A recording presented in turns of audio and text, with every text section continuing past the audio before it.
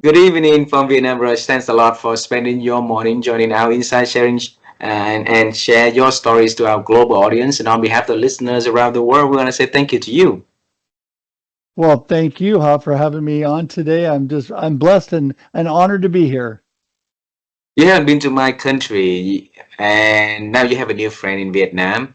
So, if the next time if you decided to travel to this part of the world, please let us know. We would love to take you around town and show you to our clients and our friends. I would love to do that. Thank you. Okay, so for the little taste of our culture, Rush, it's a very honor if we can have you to do a little introduction about who you are and the works you are doing in the moment for our audience. Could you do that for us? Absolutely. I would love to do that. So, my name is Russ Hedge, and I am an inspirational speaker. I am a marketing coach and also a live stream producer and a live streamer. I call myself an inspiration specialist because my why or purpose in life is to inspire and encourage you to live a purpose driven life of significance. What do I mean by that? I want people to be world changers and difference makers. I want people to make an impact on their world today, and that's what I'm all about. Beautiful, beautiful. And this conversation is gonna travel time together. You and I, we're gonna travel time together. We're gonna examine the dreams you had when you're at a young age and how that dream lived into a life that you are doing to help people to examine and live the life of significance. So, would you like to travel time with me? Yeah, yeah. When I was young, I had an amazing family. I had amazing parents who really opened the world up to me and my sister and gave us the opportunity to experience so many amazing things. So I was one of those kids that did everything. And I was so involved in music and in sports and in activities. I was performing on stages and singing and dancing and doing all kinds of things. And I loved that. And I knew that that would be my ultimate dealing with people and being in front of people would be ultimately where I would go with my life. How that actually worked out, I went to college as a music major. Started in performing, but then also got into marketing and business and started speaking in front of people. And so that's where I am today as an inspirational speaker. Love to reach out to people all around the world and inspire them because I am a firm believer that an inspired employee or a worker team member makes a more productive company. And so that's what I really love to talk to people about. But it all started when I was a kid. And from the time I was young, my mama had me getting up, playing the piano and singing for people and doing things. And that was really, it gave me a lot of confidence in my life. And that was really a blessing. So, so at the stage of your life when you go to when you went to university, and you said that you went to the music major and ended up, doing in marketing. You could choose anything. Why marketing? Why music at the beginning and then why marketing at the end? Well, I think that because of communications was part of the college that I was in, and music just was something that I loved to do. I was passionate about, but I really didn't want to be like a music teacher, or I really decided I didn't really want to be a music major. I just wanted to perform and do that part of it.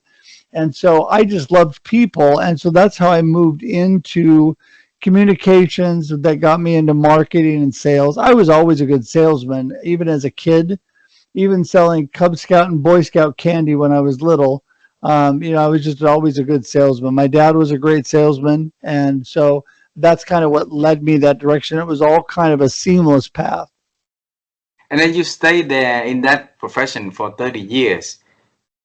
So Yes. in which you have many other choices that you can, go out and try some different things. So it means sales did, like give you something well for you to enjoy that profession for that many years. So what happened during that 30 years? Well, see, I love people. And so when you're sales and marketing, you're with people all the time. I love to meet new people. I love to make new friends. It's like, you're a new friend. I love that. And, I always joke that I'm a lifetime connector because I'm all about connection and community building. That's what I'm all about because that is the foundation for any good marketing plan or any good business, really any good life. And so I really help people with connection and community building because I'm a natural person that I just good at that. God's gifted me to do that. So I love that part, and that's the reason I stayed within that industry for so long. And really, I'm really kind of in the same industry now, helping others, doing marketing coaching, helping sales teams, all of that as well. And then you take it to the next level to help them to be an inspired person, an inspired individual. Because you say that inspiring people will do amazing things, right? Inspire Yeah. employees will perform better. So what made you to go to that next level and help people to get to the next stage of their lives? Well, I really think that people really need to think about what is their purpose in life and what are they really on this earth to do. And I think that it is so true that when people are inspired and encouraged, they love what they do. Things are so much better. They're better at it. Their teams are better. The company is better, whatever. Their family is better. Everything is better when you're inspired and encouraged in life and you're living you have a positive perspective and a positive mindset. That's going to drive you in that direction. So that's what I speak to people about, is really helping them take a look at things and think, there's so much good in this world. I'm just so blessed by God to have a family and to have an amazing life and so many good things. So the rough patches and the bad things in my life, I'm able to overcome, keep that good perspective because I know there's so much good out there that overwhelms the bad. People in general, we know that if they're in the inspiration mode, they will perform better, they will think better, they will be better, right? But a lot of them cannot, reach that status at that stage or stay in that stage for long. What happened? Well, see, I don't know that people really do understand that. I think people get caught up in life and the world just drags them down. And a lot of times people are very pessimistic and negative about things deep down within themselves.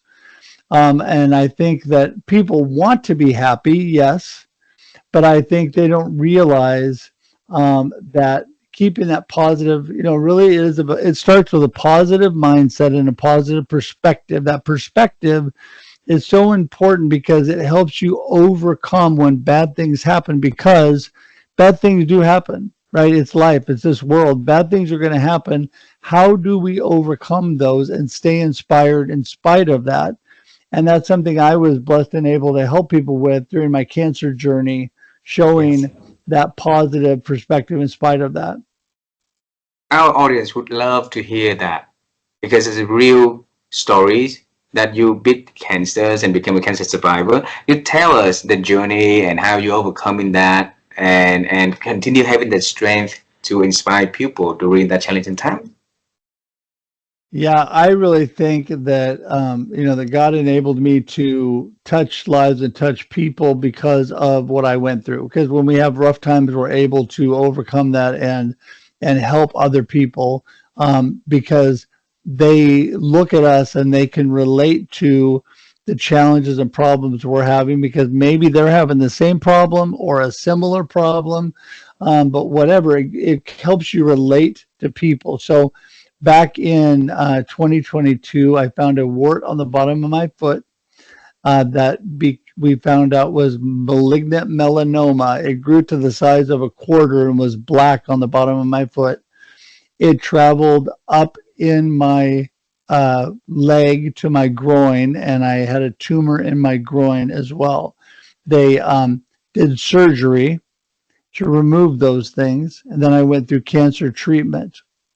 There's a great university hospital here in Portland, Oregon, called OHSU, Oregon Health Sciences University, and it is an amazing organization. And I had just amazing doctors that took good care of me. They had to take and remove most of my instep of my right foot, and then they had to do plastic surgery and rebuild it using skin on my body to rebuild my foot. And then they went up and they did an incision and took out the lymph node in my groin that had the tumor in it. And so I was at stage 3C cancer at that point, just on the edge of stage 4. And it was a very eye-opening uh, moment, when my family shed a few tears and we were concerned. Um, but I'm a strong man of faith, and I knew that I always say God's not done with me yet. I knew that there were things ahead for me, and so so I went through a treatment. They found more cancer in my groin. Had to have that. Had to go through another treatment, but unfortunately, my body didn't do too well with the second treatment, and I had a whole bunch of things go wrong. I had digestive issues. I had eye problems, ear problems. I became a type 1 diabetic. Got diabetes because of the treatment, and there were a lot of things that were struggle. So they did another surgery, and they were able to get all the cancer. And I'm just so thankful and praise God that the cancer is gone, and that I'm It's cancer gone. free. I just have things that I have to deal with that still are here. Like I'm a type 1 diabetic that I have to deal with. It basically shut down my pancreas that makes your insulin for your body. So when you eat, your pancreas gives you insulin naturally in your body to take care of that and keep your blood sugar at a certain level. Well, my pancreas doesn't do that, so I have an insulin pump now and a monitor on my body that do that for me. Those are just things that I have to deal with. But the good news is that these are things I can live with. They're things that lots of other people in the world live with all the time. And so I am just learning and adapting to a new life rhythm and trusting that life is just going to be awesome, and I'm going to get through each thing and learn how to deal with it. And that's just the way things go. I'm actually looking currently at getting a cochlear implant because one of the problems was hearing too. And so now I'm going to have to probably get a cochlear implant on my right ear because I can't hear very well. I can't understand very well. And so these are things that came out of that cancer journey. My body was kind of in chaos, but again, I'm just learning one step at a time and keeping a positive perspective. And I'll ask with you, right? So tell us, how could you remain that positive thinking and continue having the strength and courage to the good thing, though? Well, I was blessed with amazing parents, and my mama was the happiest person alive. And before she passed and went to heaven she had Alzheimer's. She was happy till the end. She was just a joyful person. I'm my mama's son. I got her attitude on life and her personality. And so I'm just a happy guy, right? I'm just a happy guy. And my beautiful wife calls me Pollyanna sometimes because I'm just overly happy. And so for those people that have seen that movie, a Disney movie years ago, but I am just blessed with a good perspective from the get-go, which helps. But I have to work at that all the time. I have to work at keeping a positive mindset, work at keeping a positive perspective. And every day I do things. I have a great morning routine where I get up in the morning and I just read God's word every morning, and I pray, and I do devotions, and I go walk and exercise. I take care of myself. I do things. I take my dog out. And my beautiful wife and I have a club we work out at. There's a lot of things that I do to keep that perspective. But how I start my day before I do anything is before I get out of bed every morning, I say three things. And these are in my book, Mm. behind me. That's Befuddled, Live the Life You Choose, my first book. And that is number one, I am thankful.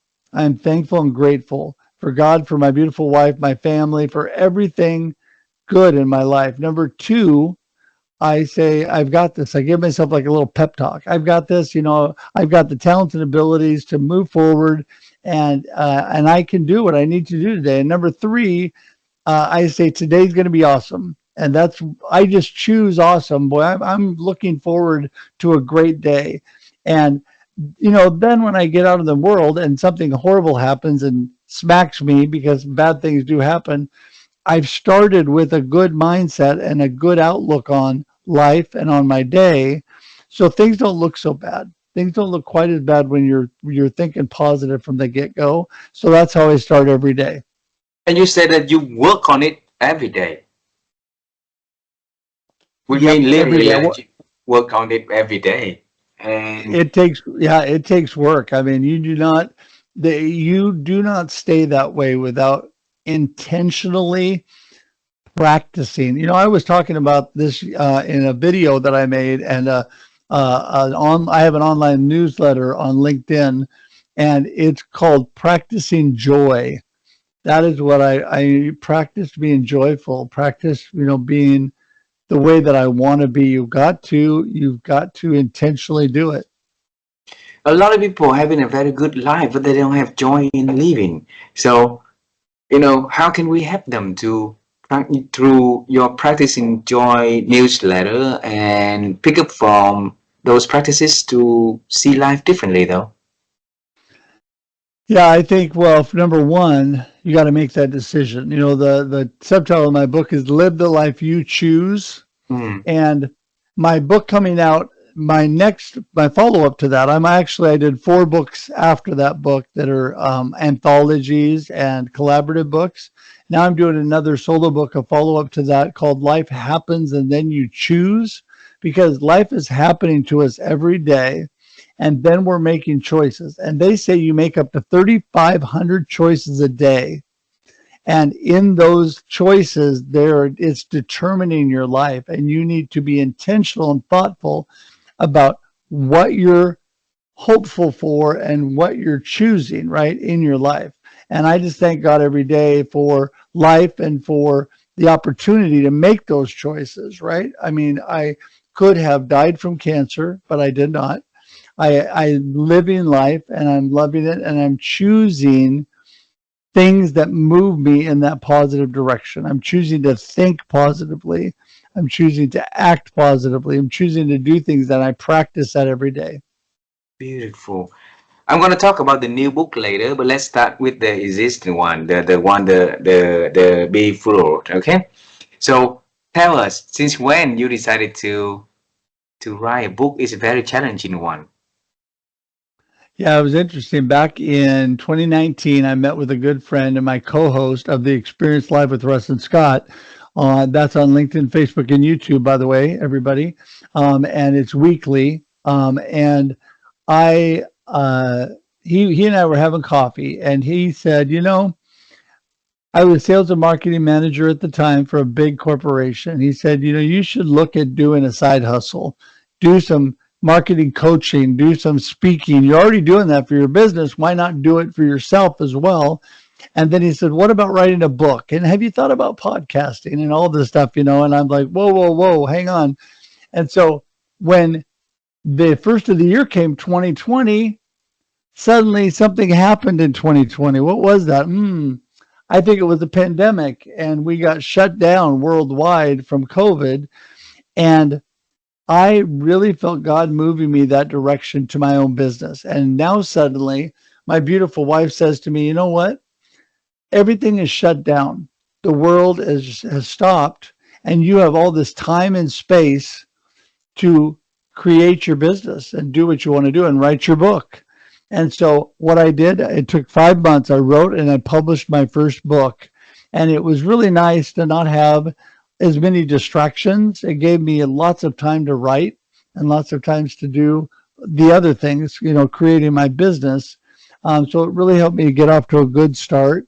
And really the first book is it's got stories about my life. It's got stories about high school. It's got stories about almost dying in a near fatal car accident after my freshman year of college.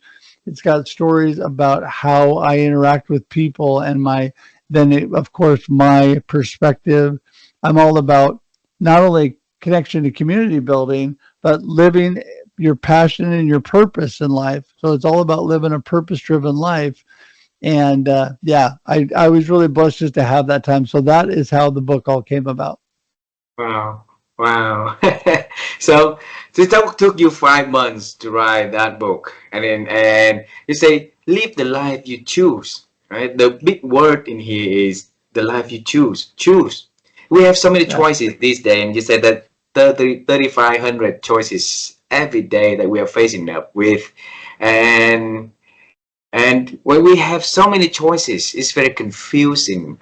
Which choice, is going to be a good one, and which choice we're gonna, you make and decide without any regret or second thoughts about it, right? So, and then the choice to live the life we choose is huge. So tell us, what is that in the book that you mentioned about the life you choose? So, it's interesting because we don't even think about all the choices we just kind of make automatically. Like I said, they say we make up to 3,500 choices a day. Before you get out of bed, you make several choices. And one of those is right off the bat, do I hit snooze on the alarm and go back to sleep, or do I get out of bed, right? Am I going to have a positive mindset, or am I worrying and fretting about the day? Where am I before I even get out of bed? There's so many things happening in your brain. And if you choose, I'm reading this book currently on pre-choice, pre-choice. Um, before before you get to that moment, I've already chosen what I'm going to do. I've already chosen that I'm going to get out of bed. I've already chosen what I'm going to do the minute I get out of bed. I've chosen what I'm going to do before I get out of bed. I made those choices ahead of time so that I don't have to be dealing with, oh, I don't feel like it, I'm just going to go back to sleep. Well, maybe I don't feel like it, but I've already chosen that I'm going to get out of bed. So there are things like that. I've already chosen that I am going to be a positive, upbeat person, which I am. But even if I don't feel it, I'm still going to project being who I really am. I'm authentic, being a positive, upbeat person. But maybe I'm just kind of not feeling it, but I'm not going to go, oh, life is so hard. I might say today's been rougher, but you know what? God is good, and I'm moving forward, and I feel good about what's ahead of me. I feel positive about what's coming. And so because of that, I have a good perspective, even though I've had some rough patches. Yes, when I was going through the cancer journey, and I'm still going through that journey, even now that the cancer's gone, all the things that have come because of that. But there were times when I was extremely sick, and I high fever, breaking out in rash, throwing up. I was bad, and I did not feel good. But I still kept that positive perspective, knowing that would pass, that I would make it through that, and I would get to better times ahead. So that doesn't mean being like woo during the middle of feeling horrible. I was definitely not all whoop whoop during not feeling good, but I kept that positive perspective, knowing I would make it through. And that's part of the thing, because those challenges in life, we're going to go through them over and over. And we need to decide that we are going to come out good on the other side, that we believe it's going to happen. And we're going to take action steps, even if they're teeny itty bitty steps, in the right direction to get ourselves better and to feel better about the way that life is. So that's really where the choice comes in, I think. And the biggest part of that, I think, is that pre-choosing, so you don't leave everything to the last minute. So where did you find that strength to continuing to motivate and stay in that positive stage in the darkest moment of your life, though? Well, I mean, there's a couple of things. First of all, God gives me strength. Number two, my beautiful wife and my family are a great source of strength. Um, and so I think I have a really good support system. And because of that, it's, hey, I understand there's people in this world, and maybe people watching this interview right now that do not have the kind of support system that I have. And so here's my answer, and this is what I tell people. If you don't naturally have lots of family and a natural support system around you, it's up to you to make that happen. And how do you do that? You reach out to people like Ha, and he becomes your friend. And then you go to Bob and Susie down the street, and they become your friend. And you have coffee with somebody else, and they become your friend. And you suddenly start, you go online and you meet people and they become your friends. You go to a meeting and you reach out to people and they become your friends. And then you start spending time and developing relationships. And next thing you know, maybe you don't have family close by, but you have a whole bunch of close friends. So after God and my family, I have tons and tons of friends. I have so many amazing friends that also really support me. I'm able to encourage them, inspire them, support them, but they do that for me in return. So that is how I stay strong. Beautiful, beautiful. So is that how the second book is, and the newest book you are writing at the moment is about? Life happen when you choose, then you choose? Yeah. Yeah, I mean, it's got a little bit more of my cancer journey in there and some other things. And yeah, definitely, because people, there's so many people when I wrote Befuddled, we don't want to be befuddled. We want to live the life we choose. When I wrote that, people would say, oh, I can't, we can't choose our life. And I was like, oh, you can. They go, I can't choose what happens to me. And I said, you're right, you can't. I mean, things are going to happen to you that you have no control over. That is absolutely true. But you can choose where you go from there. You can choose what steps you take based on what happens to you. How do you perceive that? What is your perspective? What's your mindset? And where do you go from there? So life happens and then you choose. And so that's what I really talk about in this book. Beautiful. And when is the book gonna publish, you think? It should be out. I'm planning on it being out this fall. This fall. This fall is about Yep. few months time. So you let me know in advance, so I'll release this conversation at the same time to celebrate the release of that book also. Eh? There you go. There you go. Yeah, it'll be on Amazon, of course, but it also is at russhedge.com. Anybody that wants to connect with me, anybody that wants to learn more about me, you just go, if you know my name, Russ Hedge, just go to russhedge.com. That is how you find out everything about me, and you can buy all my books there as well. Okay, all righty. I have a few questions left for you in this conversation, and I want to travel time again. All right. So if you had a chance to talk to the little boy Rush, where when we were young and can do anything with the supporting system that you already had back then, and just tell him something about your future self, and with one like message you want to tell to him about the future that you want him to be. So what would that thing that the current Rush will talk to the Dan Rush? It's interesting. I wrote a book, a anthology called "I Am Your Legacy." It was "A Note to My Family" is the main title of the book, and then "I Am Your Legacy," and it's actually speaking to your future generations. So that's an actual interesting question of a future me speaking to a younger me. What would I tell myself? And that is, I honestly would say it's going to be okay. That's the first thing I would say. And the reason, what I mean by that is life happens and then you choose your path. And as you go through, things are going to happen, bumps in the road, but don't let them get you off track. It's going to be okay. My dad used to always say, tomorrow's a new day. And really, the next moment is a new moment. You don't even have to wait till tomorrow. But he'd always say, tomorrow's a new day. And what he meant by that was get a good night's rest, get a fresh perspective, wake up. Everything's going to look a lot brighter tomorrow. It may look rough today, but tomorrow is going to look a lot better.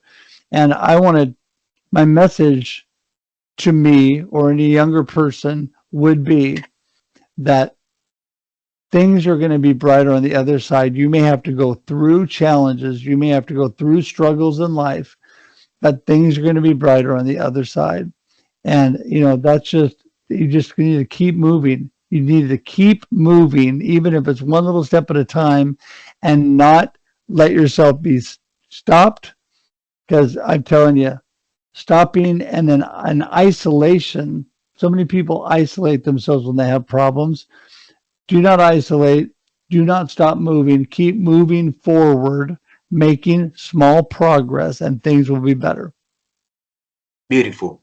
So don't stop. Keep moving one step at a time. Keep moving, and things will get better, right? It's So, going to be okay. Rush, my wife and I, we've been asking experts in every conversations about their practice of thinking because we believe that our thinking these days has so many impacts and our ability to think is diminishing. So if we can, pick your brain on how you help yourself to expand and grow your thinking, and you can share with us so that our audience can practice, can listen and think about it and practice them, that could help them to improve their ability to think.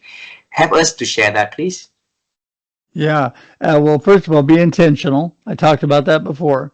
Mm, There's a book uh, that I read years ago, and the subtitle was "Change Your Thinking, Change Your Life." yeah. If you want to make positive impact and positive change on your life, you need to change your thinking, because we all let those negative thoughts come in. We all, the way we're thinking, people, you'll hear people say it. Their thinking comes out of their mouth. Well, that's just my lot in life. Well, I knew that would happen. Well, just waiting for the other shoe to drop. Always thinking that negative things are going to happen, and I'm not that way. My first thing out of my mouth is, well, the good news is. So if there's something horrible, I'll say, well, the good news is we're still alive. We're still moving forward. We still have a house to live in. I still have a car to drive. There's so many things that are good. And I always go to intentionally, purposefully go to the good news. This is the Mm, good news, because we don't want to dwell, and that's your thinking. Don't dwell on the negative stuff. Now, it doesn't mean you're not supposed to feel emotion. It doesn't mean that we all aren't sad, bummed out, and frustrated or mad. I mean, all of those things happen to us, right? And that's okay. It's okay, because that's called being human, but you can't stay there. And that's where your thinking comes in, because now you have to train and you have to practice positive thinking. You just need to train your brain positively. You can actually, it is scientifically proven that you can actually change the way your brain works. You can mm. actually change the process of how you think through through good habits. I don't know if you've read the book um, uh, um, by James Clear called Atomic Habits. Yes, I Great did. book.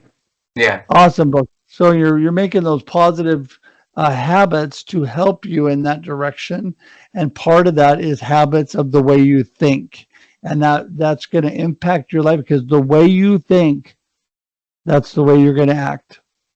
Beautiful, beautiful.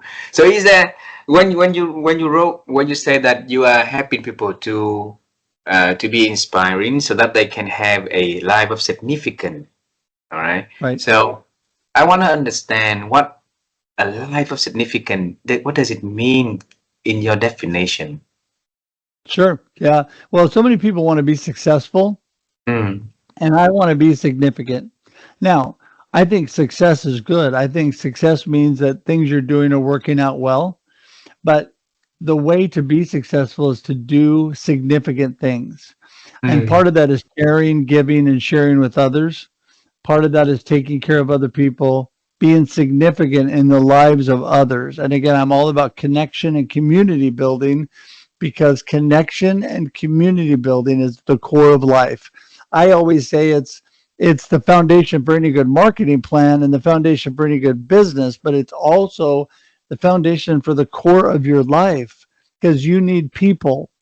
You need people. In business, you definitely need people. Zig Ziglar said you build your business and then the people you build people and then people build your business. So you build community and they're going to help you. Same thing with life.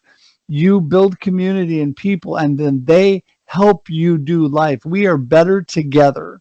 We are Mm, absolutely better together moving forward. And so that is something that's so important. beautiful. We traveled the past. We knew, how you were as a little boy. We knew the journey leading to what you are doing today, and we knew all the challenging time that you got, and you overcame it. And during the dark time, you also practice positive mindset every day and still non-stop helping other people to inspire, and thanks for doing that. So it help people to really have a real life example. And I want to go to the future a little bit, if it's not fair to talk about, not to talk about the future. Okay, so the last question is about the future. So is Okay. there anything exciting you are working on and you want to share with me and the audience so we can celebrate with you in advance? Yes, well, absolutely. I love to look forward to great things. And not only am I working on my book, which is exciting, but I'm also working on several speaking gigs coming up that I'm going to be inspiring and encourage people. One of them is in New York. I live on the West Coast, so I'll be flying to New York on the East Coast and speaking at a cancer conference here coming up in October. So I'm super excited about that. And so it gives me an opportunity to impact people firsthand, face to face, and I really love that. I mean, this medium and being able to do this, I live stream 6 times a week, and then that becomes video podcast, audio podcast. So I'm constantly doing those things, but I love to be around people. So I also go to several meetings every week that are with people face to face. This gives me an opportunity to see people across the country that usually I just see like this on a video screen. I get to see them in person, face to face, and I'm really blessed and excited about that.